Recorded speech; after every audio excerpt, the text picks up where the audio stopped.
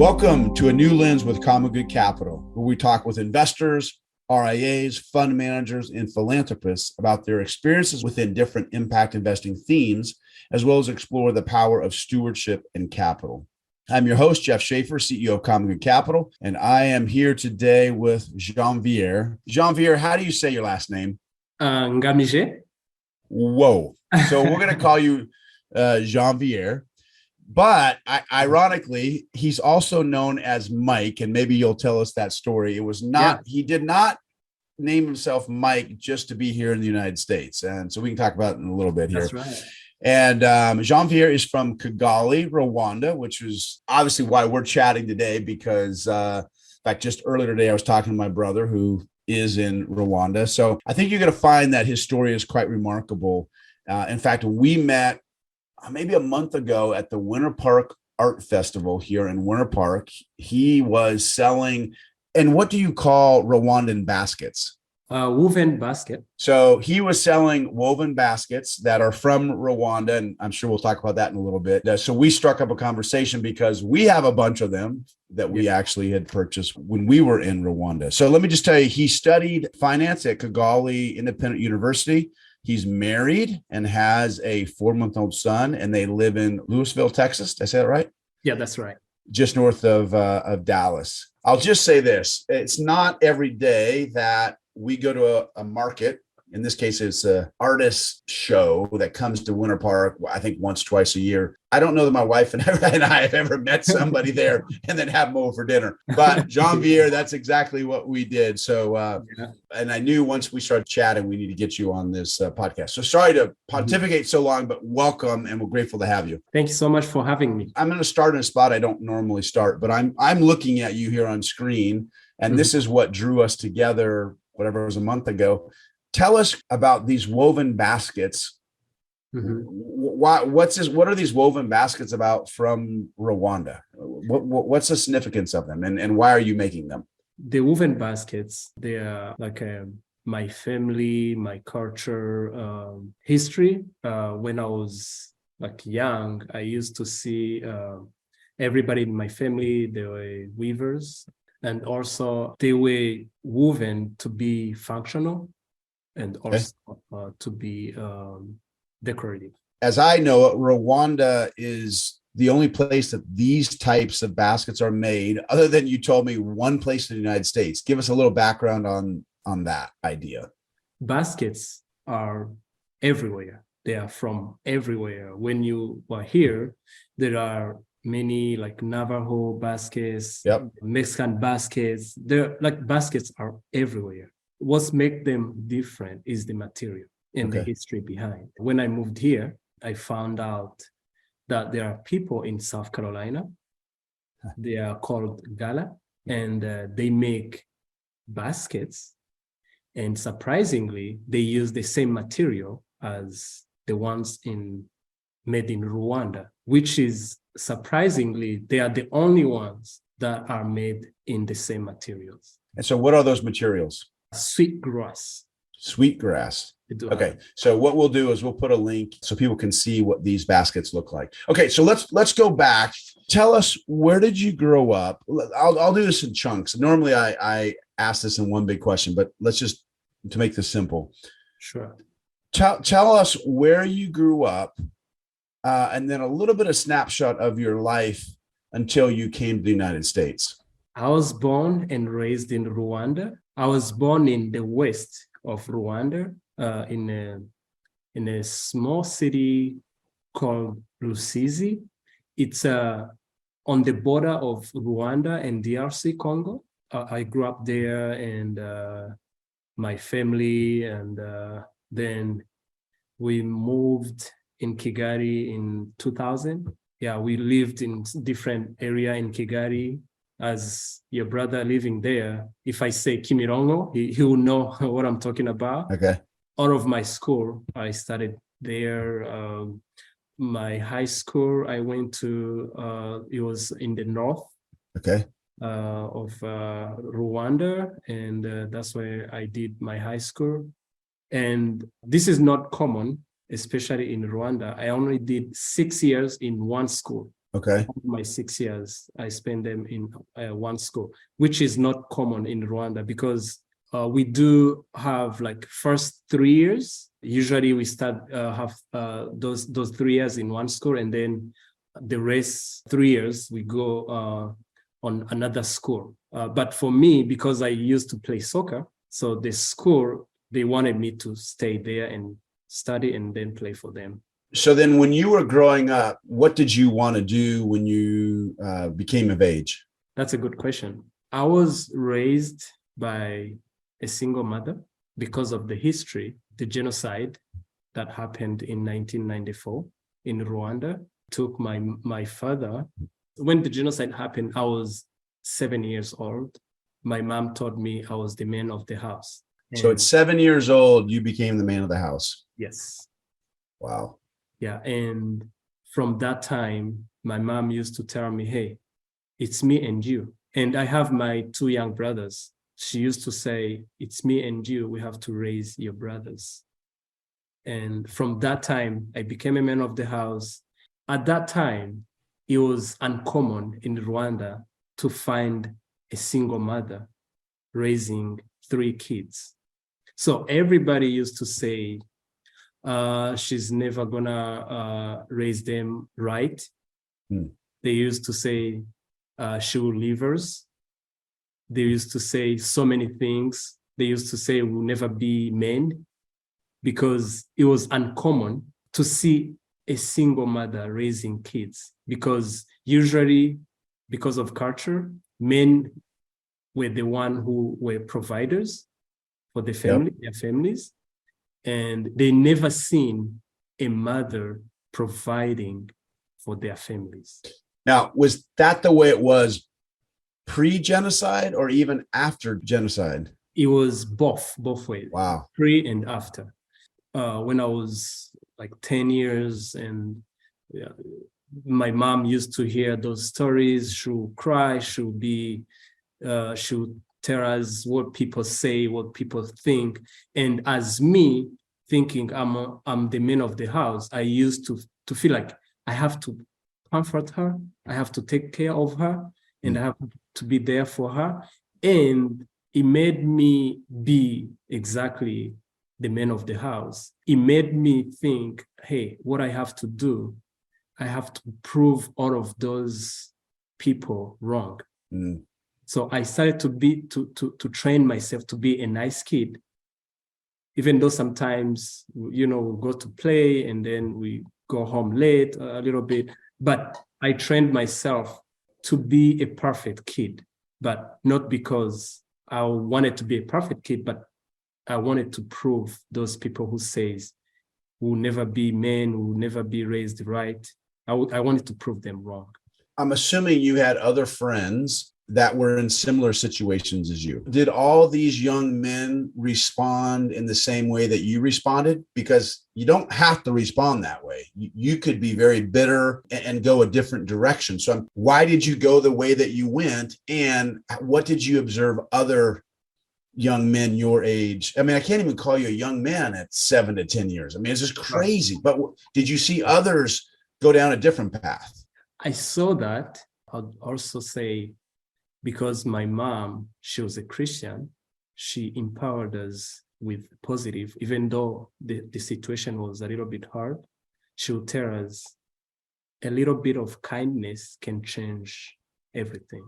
That's why, I was positive about it, but I know there are others that were negative or discouraged, never made it to school, and maybe they ended up being bad, going to the streets, do drugs or everything.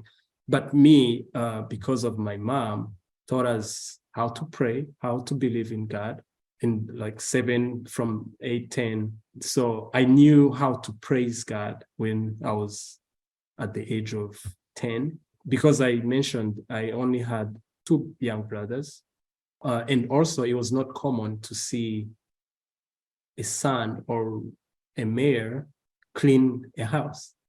It was culturally, it was the work of women. Yep. So me, myself, I would clean a house, I would cook, I would do everything. Everybody was surprised how I turned the situation. I didn't care about what they say, to see like me cleaning and after go to school, me cooking. It never discouraged me because I was looking to prove that my mom, she's raising us right and she's doing all she can. You became the man of the house at an age before anybody should be forced to be the man of the house. Mm-hmm. So then after you graduate from high school and your life after that, were you able to dream and think about that, or were you just focused on the here and now? I thought about it and it made me to be humble and to focus on the brighter future. Because as I mentioned, my mom was, she's a believer, she's a Christian. We believed that God would change the situation, which he did. I could go down that path for a long time because, I just look at my own life and not even comparing it to you all, but my gosh, to have your father and there are other family members who passed away. Yeah. Or yes. Frankly, were murdered. Many, yeah. How do you not become bitter at God? At one point, because I was very young, I didn't know what it was, but I believed my mom's energy. She was very kind, and she taught us to be kind. So one example, I went to school with my father was killed by his best friend. So I went to school. That best friend, he had his son, we had the same age. So we had to share same school. Sometimes I was angry. I couldn't even say hi to him because I knew they didn't like us. They didn't love us because his father killed my father. But I became to the point where, thanks to my mom, she taught us to forgive. And she used to say, if you forgive, it's not you forgiving him or them. It's actually forgiving yourself or giving yourself a chance to live, to be able to live. She used to say, you are forgiving them to be able to live, to be able to release that burden. Me not becoming bitter or angry to God, it was, if I become bitter to God, I will never be able to praise him, to worship him.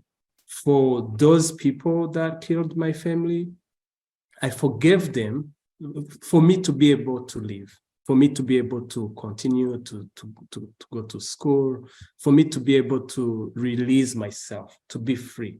Janvier, I got to believe there's a lot listening today who say, I don't know how to do that. I don't know how one does that. So all I can say is hearing it from your lips, who has been wronged by your best friend's dad, speaks a truth that if I tried to explain it 100 times, nobody's going to get it, because you got to hear it from your lips. And so thank you for sharing that. And God bless you for being able to actually live in that realm. And obviously you're living proof that it creates freedom for you. Yes. But it's amazing how many people say, I don't care, I still wouldn't do it. Yeah, thank you very much. Let's jump forward a little bit here. So you did go to school in Rwanda to do what? In high school, I did accounting for 3 years. Okay. And then after, I went to university or college, and I did 4 years in finance. When I grew up, I used to love working in bank, to be a bank. Working in a bank, yeah. First of all, because those people, not only, I never thought of like money, only because they were smart. They looked smart. And for that reason, I loved to work in the bank. Interesting. So it was more the persona of them looking smart, professional, together. Yes. Yeah, less about the money side of it. Interesting. All right. So then what brought you here to the United States? When I was in Rwanda, I have family here, my cousin. he was a friend to my wife's brother. So when my wife will come to Rwanda, we'll meet and as my cousin's family friends, and he will say, "You take care of Aline," and from there, so my family was a friend, were friends to my wife's family, and then from there, we started dating, and before we even knew it. So you've been married how long? 5 years. What are you, about 35-ish? Yeah. So 35-ish. So you live in the United States. You are making these baskets as your income and your livelihood today. Just to set the context, how would you describe who you are in the context of where you're at in this larger life journey that you're on? That's very deep. Think about it if you need to. Yeah. I see myself as someone who is always trying to help others, always being of service. It gave me joy. When I was in high school, I rescued a girl. I think when I remember that, it gave me purpose and shows me who I am and who I want to be in the future. I see myself as someone who is always at service or serving others. So do you see yourself going back to Rwanda at some point? And if service is what drives you, do you have any sense of what that service could look like in the future? I see myself going back to Rwanda, not because I'm a United States citizen now. So I have both citizen. At some point, because of the way I believe or the way I feel God, like my calling, which is to be able to help others, to love others. So I think me living here is creating wealth or capital, growing professionally, and at some point, one day, I'll go back to Rwanda to help or to be at service. And when I say to be at service is help others financially, personal growth, friends and families. Connecting dots, you obviously had a mother who modeled that for you. Yes, absolutely. In fact, your mom is still alive, right? Yes, she's still alive.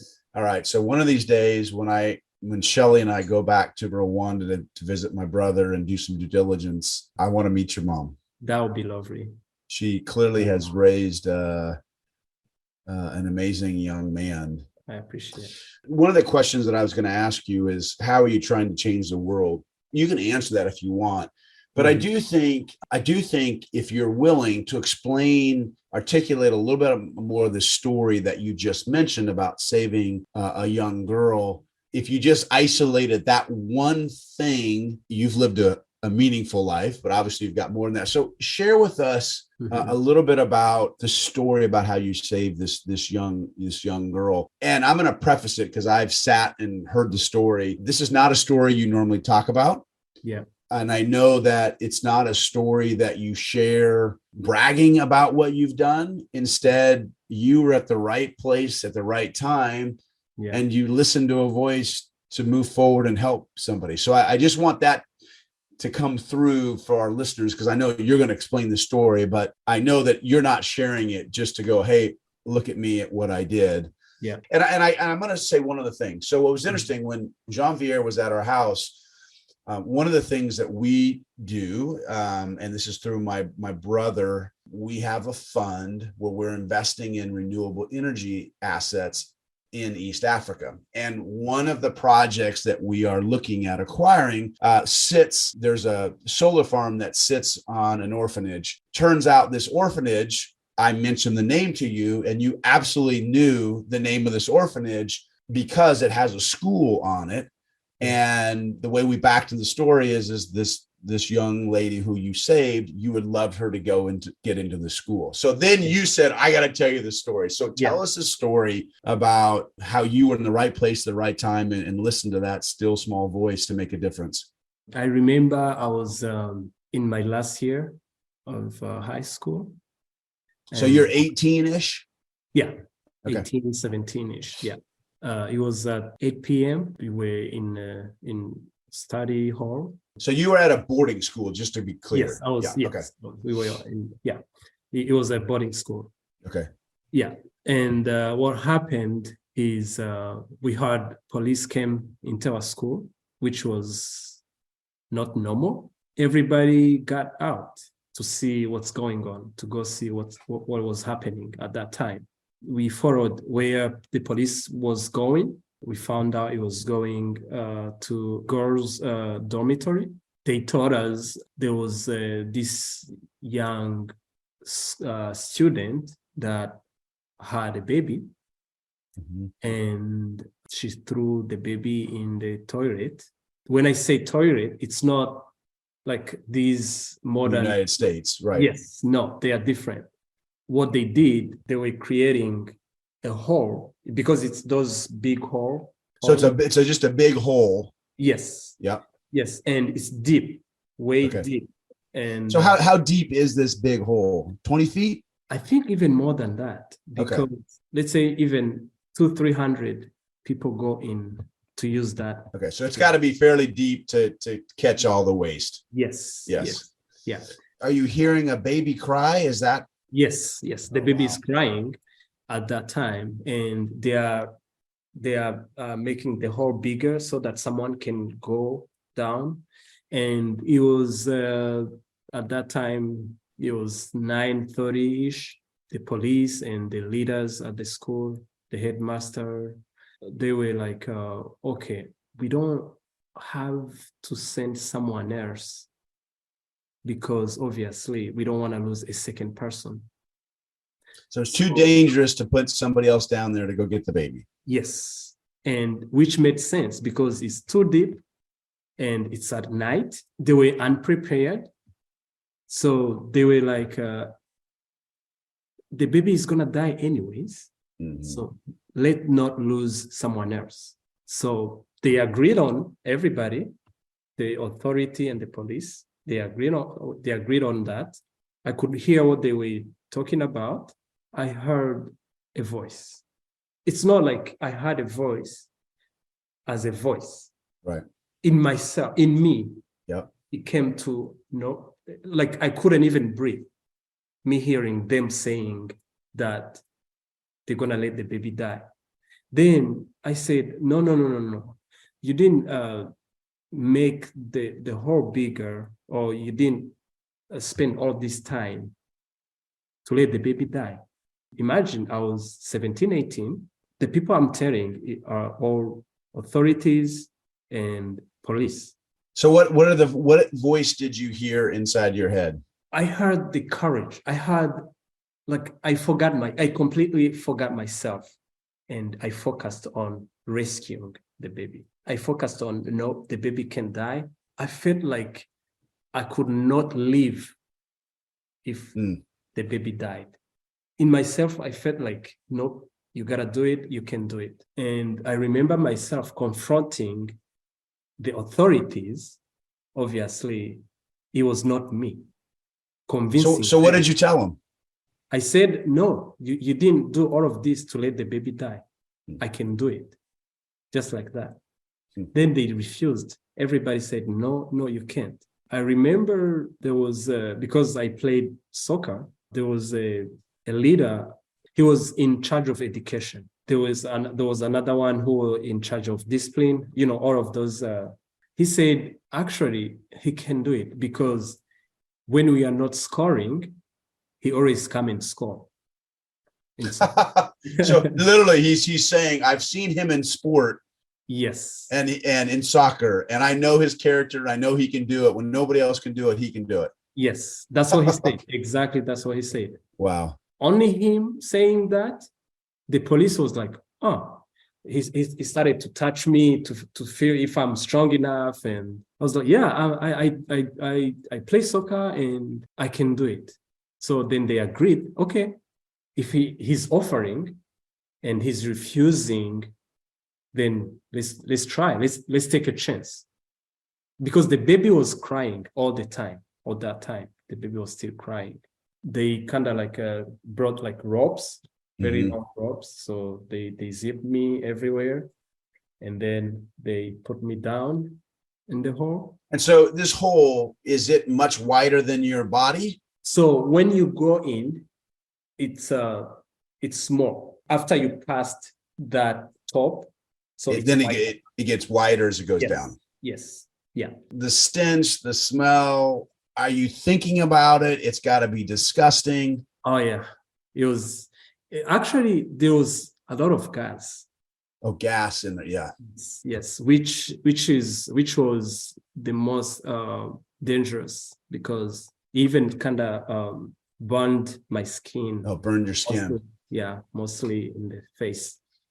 I went down, I got the baby, and I rescued her. And when I got up, we were. And so just to be clear, the baby is laying in human excrement. Yes. Wow. What I did, I put her, and then they put me, because I was zipped with the ropes. So they put. Our school was closed like 10 minutes to the hospital, which was at that time was uncommon, you know. That you were that close to the hospital? Yes. Yeah. The school was that close to the hospital. Usually you even go 30 minutes. Yeah, which was luck to be able to be closer to the hospital.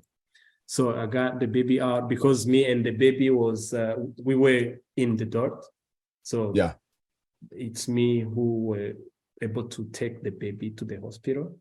So I took her, and then I remember the police, he didn't care as well. I don't remember him because he was kind of like first. So what he did, he was like, okay, come. And there was those big motorcycles, the police. Okay. So he put me and the baby on the motorcycle. We went straight to the hospital, and they called to the hospital. They let them know that we are coming.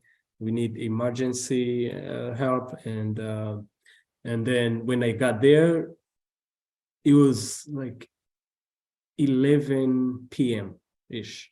I was there, and then it said, you gotta save this baby. I was kind of like commending, but I don't think I was in charge. God was in charge, you know? And I remember telling them, hey, you gotta save this baby. Everybody, please do all you can to save the baby. The baby was saved. They found the mom, because the mom, she was young. She didn't know what she was doing. She didn't know anything. And I think she was afraid of the family. She kind of hid it to her family. And at the school, after it happened, so they went to search who was the mother. They finally found her, and then they took her to the hospital as well. Long story short, they took the mom and then the baby. They took the mom to the prison, of course. And the baby was in the prison with her mom. After the baby was 3 years, so she got out. And I heard the baby got out. I went to see the baby after all those years. And I was done, because I was at my last year at high school. So I was in the university at that time. I went back to see the baby. When I saw the baby, I don't know what happened to me. I cried, and I felt she was my own. Yeah, I cried a lot, and I held her, and I gave her my names. So she has your last name? She has my first name, actually. Oh, really? Yeah, she has, because Janvier is French. Right. And Janvier, it's Janvier is male, and then Janvier is female. Female. Okay. Yeah. So at that time, I didn't even know last name, first name. I said Janvier. So I came up with that, and I didn't give her my last name, but I gave her another name called it's a Kinyarwanda name. Yeah. It's called Izibyose, which means God knows all. God knows all. Yes. So I came up with those names. And from that, took her to school from that moment up to now. You have adopted her, not in the sense of an American adoption, no legal papers, Yes. but you've internally taken upon yourself to help her however you can throughout her life at this point. Is that the right way to say it? Yes, that's the right way. What I did, I was like, okay, you know, obviously, she was living with her auntie. No, actually, her mom's auntie. Okay. Yeah, her mom's auntie. At that point, they were in the village. They were poor. So when I looked at the situation, I was like, no, I gotta take her to at least a little bit nicer school. And which surprisingly, this young lady, ever since, she's always number one in school. She's always, I don't know how I can describe it, but she's very smart, very smart. So how often do you speak to her today? Now she's in boarding school. She's in high school. Mostly when there is a visit, because there is every 3 weeks at her school, there is a visit. Parents go to visit their kids. So we try to talk, and mostly we talk when she's in vacation. Does she know this story? Her mother's auntie, she brought that question because she didn't know the story. They wanted to tell her, but I said, no, it's still early. Don't tell her until she's done with high school. So she don't know the story. I was chatting with somebody probably a month ago who does some nonprofit work in an African country, actually down south in South Africa. And we didn't talk about your story, but she has an orphanage today that young girls throwing babies into latrines there is not uncommon. And the situation there is HIV has wiped out a whole kind of generation. Is that a situation that's similar in Rwanda, where babies end up on the roadside or wherever a lot? At that time, because of the history, because of all of that, it was a little bit on a big percentage. But now, I don't know how common it is. You see young kids on the street for sure, whether their moms abandoned them or their parents. But I would say, yeah, you can find kids on the street, mostly because of poverty. I don't know how to make the transition to another topic, but before we do that, is there anything else you would want our listeners to know? Or if your adopted daughter were to happen to listen, was there anything you'd want her to know?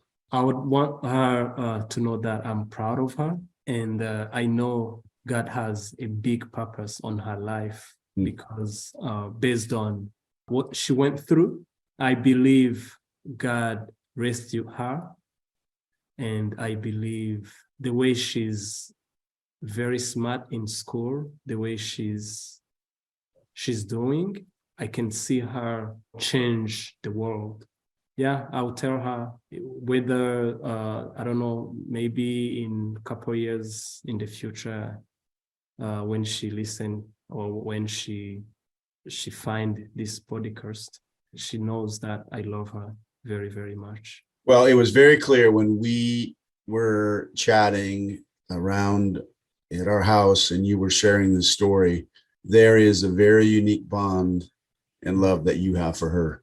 Yes. And it's sad because well, there's blessing and curses. It's sad because you want every child to know and to feel that same love. And the irony to me is, I'm assuming you had it with your dad. I don't know, but did you ever you didn't get to play that out as long as one should and as one as you would have liked to.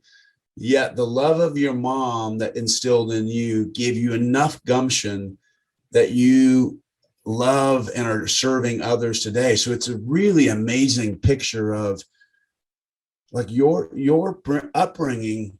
That's brutal. And you could have gone the other way. And yet And yet in the midst of that, you had people who were there with you and spoken to you and loved you. And I got to believe you're a better person today. Not that you would ever will what happened to you, but it was you that got the message to say, you need to go save this girl.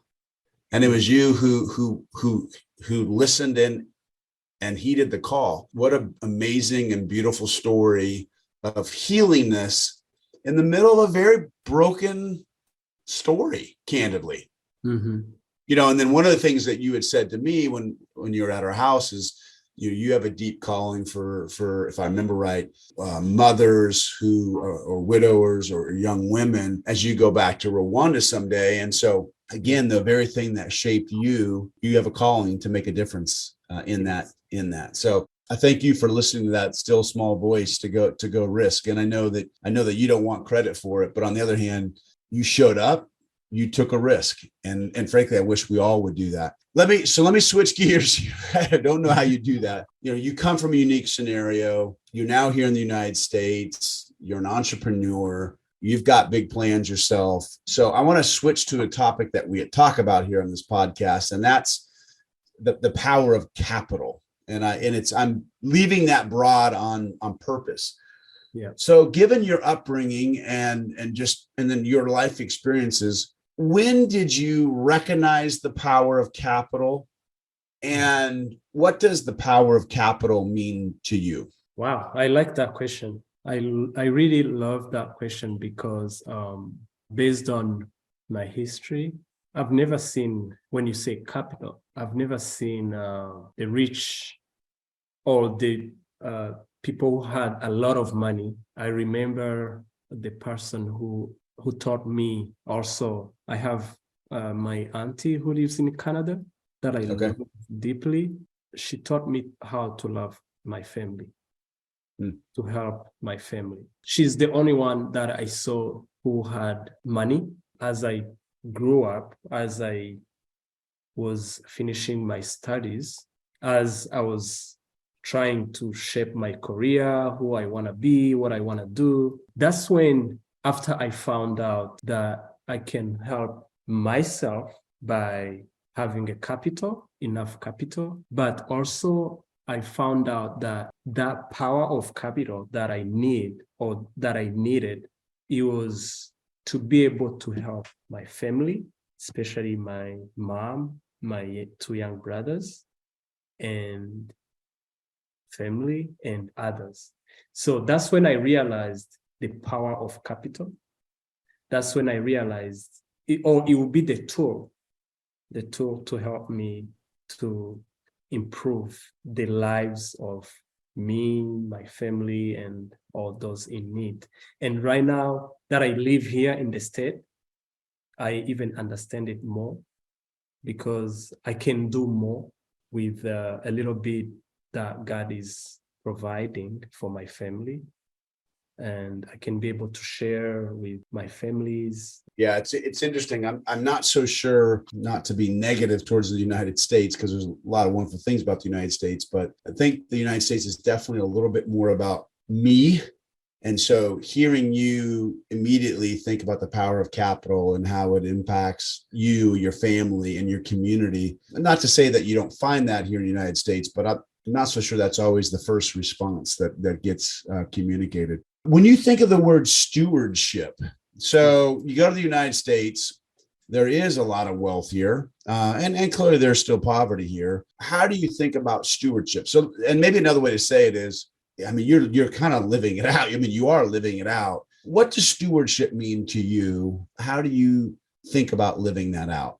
When I look back, in my life, I've never, maybe when I finished high school, that's when I worked for somebody. But ever since, when I was in college or university, first year, that's when I started my first business. So you've been an entrepreneur? Yes, ever since up to now, I've been training myself to take a little bit, let's say, resource, try to invest it in many different ways to be able to generate a passive income. And have you mainly been doing that through other businesses, or do you also invest in the traditional sense of invest? I also invest traditional. Okay. And where did you learn that? My mom, she's never done business. I have my uncle who is an entrepreneur for a long time. A little bit of story. He never went to school, but let me tell you, he's very smart. That one of the people who are doing really well in Rwanda, he's among those. If there is, let's say, 50 people who are doing really well, he's among them, but he never went to school. So when I try to look at the way he lives, the way he changing lives, so I would say I learned it from him. Yeah, you just look at your life, as is all of us, but the family members, key individuals around you really have helped shape you into who you are today. Yes. From your mom, from your auntie to your uncle. And yet one will look at Rwanda when you grew up and you'd have to make a judgment call and go, my gosh, that whole place is decimated. Where do you look at that's probably unfortunately, one of the most hideous things that's ever happened. And yet still in the midst of that, light shone through and you're still living it today. Yeah. I listened to your brother's talking about Rwanda and Africa. And mostly, like you said, when I see Africa, when I see Rwanda, I'm proud to be Rwandan. Yeah. The reason why is because when I look at the history, when I look at where Rwanda came from, when I look at, I know it's politics, but when I look at our president, Paul Kagame, the way things were, but him and the other group came and rescued us. Now they took Rwanda 29 years ago from scratch because everything was complete down. Everything, schools, banks, people died, everything was done. So they took it to where it is right now. I'd say everything is possible. Now that I live here in this country, I learn a lot. To me, the way I see it, living here is a chance that God gave me to grow in all of areas of my life, to learn a lot. And then because of what God want me or where God want me to be in the future, and then maybe go back and help to build or to improve Rwanda, but also the continent of Africa. As somebody who grew up in Rwanda and of course lives in the United States, from your unique experience, what would you want to tell? What would you share with an average American? Some wisdom and nuggets from just your life and the unique perspective that you've seen. That's deep. Yeah. And if you don't want to answer it, that's fine too. No, like you said, I grew up in Rwanda, all my life in Rwanda, but now I live here. But I'll tell like an average American to know how lucky to be American. I'm an American. How lucky it is to be an American. And what do you mean by that? It's a blessing to be able to go to school. And it's a blessing to be able to not think, what am I gonna eat tomorrow? It's a blessing to be able to have, let's say, for example, to not have war, to never know war, because I have lived war. I would tell them to be thankful. And then what do you say to all the political energy that just fighting amongst each other? Do you have any thoughts on that one? I think everybody is looking for same thing. It's to live a life. Back in my history, Rwandans killed Rwandans. Why? How did it start? I don't know. I was young, but the history, it was political, hate one another, do this. But in the end, everybody wanted the same thing, peace and to live a life. So I would say, if you are looking for a solution, don't blame one another. Look for a solution and find, you can always go this way, I go this way, but always find the same solution. So let me, and I can't believe I'm going to bring this up, but let me take one hot topic here in the United States that there's two very polarizing sides, and that's the whole, and I'm not going to say this politically correct, but that's the whole idea of a woman's right to choose or abortion. And so let me pontificate. If I just took what you just said, it'd be hard pressed for me to find somebody who would say more abortion is good for anybody. Forget about which side you sit on here.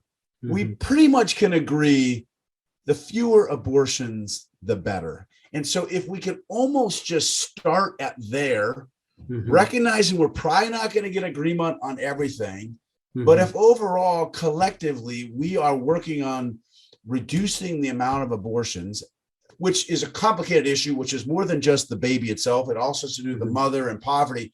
But I mean, that's a rallying cry that everybody could get behind, even if at the nuances we don't agree with everything. Yes. Is that an example of what you mean? You go, find some commonality and don't blame, and let's work on some solutions. Yes. Yeah. That's what I meant. Always when you look, everybody's looking for the same thing, even though you can go different ways, but in the end, it's the better good of the country, of the citizens. And but when you start to blame one another, if I blame you and you blame me, then we forget what we were looking for, what solution we were trying to find. Last question. If you could have any dream come true, what would it be? I would maybe build more orphanages and parents those kids that don't have parents. That would be my dream. Well, on that, Janvier, I've got to say that it's been a pleasure to once again chat with you. Love your heart. You know, when I first walked up to you in Winter Park, there was just something different. You had a big old smile on your face, and yet there's been some pretty challenging things you've been through. So thanks for being an example. Anything you want to say in closing? I would say thank you very much. Usually, I never met anyone like you. Like you said, we met, and then it was a divine connection. And I've never done interview like this or podcast. I'm doing it, and I'm happy. I think God bless you. May you continue to be the voice of those that don't have people that represent them. It's an honor and pleasure to do what we do every day. I will say it's trying to change people's mindset that investing is an amazing gift. And it's a huge responsibility. But if you align your capital with your own values in trying to make the world a better place, it can be an unbelievably enriching experience. But unfortunately, that message, I think people get it intellectually, but to actually do it, they almost need somebody to give them the freedom to do it. Because everybody's like, well, I'm going to invest and make as much as I can. I'll give it away. And that's one way to look at it. On the other hand, you go, there are ways to make money and do good as well. In fact, one of the things I always tell people is, because people say, well, how do you actually make money and do good? And my response to them is, wait, do you mean every time you make money, you're doing something bad? Well, that's crazy. Yeah. And so how do you get more and more capital aligned in making the world a better place? And that's not to say that traditional investing, traditional businesses aren't trying to make the world a better place. They are. But I think this added extra intentionality of, hey, we're trying to make money because we want to be sustainable, and we're trying to make a difference in the lives of these individuals that we invest in. It's just that slight little addition, that slight little twist, I think that gives me real hope. And then to hear, like yourself, hey, a dream for me is if I get the resources to go in and to help more children, because they're the next generation. So more and more people with those mindset, I'm very, very encouraged. So thank you very much. We look forward to seeing you a year from now. You've got an open place to stay, I appreciate it. and we're going to get as many people to come by and buy those baskets from you as we can.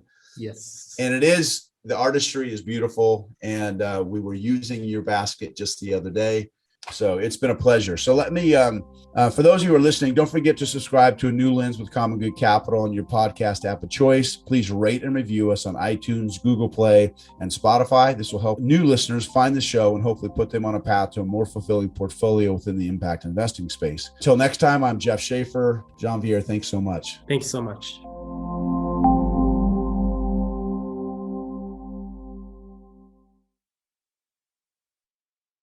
This podcast is a production of CommonGood Capital and does not constitute an offer or a solicitation of an offer. Such offer would only be made through a private placement memorandum. Prospective investors in private placement securities should be aware that making an investment is speculative and involves a high degree of risk, including the risk of losing all or a portion of an investment. Investments of this nature are illiquid and subject to substantial restrictions upon transferability.